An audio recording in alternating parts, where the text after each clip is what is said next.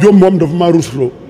ndax Pape Diop dafa yor assemblée bi boole ko ak mairie Dakar mu pare aw Bakar feggu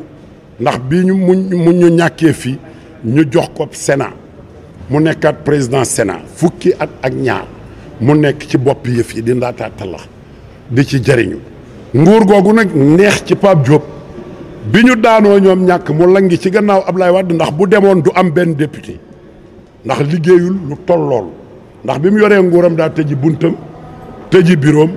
nanguwul a gis kenn ba ñëpp bàyyi ko même Medina nangu naa lam fa yoroon ñoom Abdou Khadre Bathily danaa dem Gueule Tapée nangu la fa desoon dootu yor dara léegi nag loolee mu ni naa làqu pour ma mën a nekk vice président assemblée 8e nekkoon fii jiite ñëpp man de jomb naa lool ba mu yàgg ngay langaan di xëccoo mais xëccoo wa kenn koo xam ne dafa bàyyi woon Macky Sall muy Albis Fatick la dëkk moo waroon a moom poste bi ndax poste jigéen la ndax bokk gis-gis lañ ko jox mu ne du ko joxe moo koy yor loolu ñaaw na yaay Albis léegi la ko wax ni ko bàyyil Pape Diop boo génnee ndax yéenewu la dara koo xam ne kii moom nekkoon na lu ne nga koy jàppale ba mu toll fii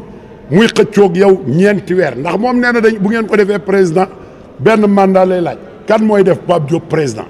Pape Diop am njàngam soriwul déggul tubaab jaay essence la xam ak jën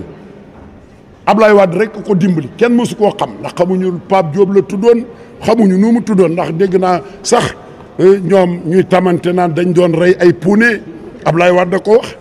ñu xuloo ba mu neex leen ñu àndaat loolu man jaaxal na ma Pape Diop na am jom te xam ne àddina amul solo te nguur kenn du ko ñëdd baa doole rek mooy lekk ba mu jeex muy ñëdd ndab la baa doole rek mooy lekk yàpp ba mu jeex muy fab di ngër-ngëri ci bi yax di ko seeñu kon nag xam ne lii du ngor ci moom du diine ci moom baaxul te dañ koy yàpp sénégalais yi jéppi ko allahumma salli ala sayyidina muhammadin